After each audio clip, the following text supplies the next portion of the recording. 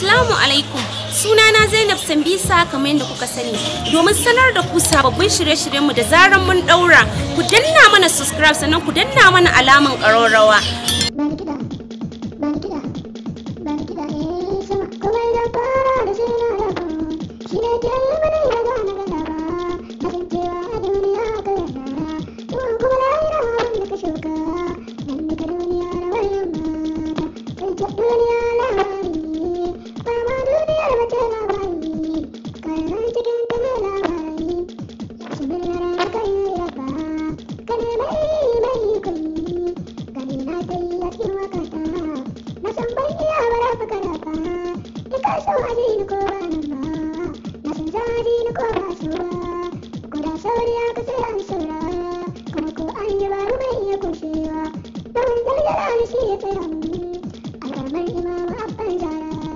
Yana kadai da san ka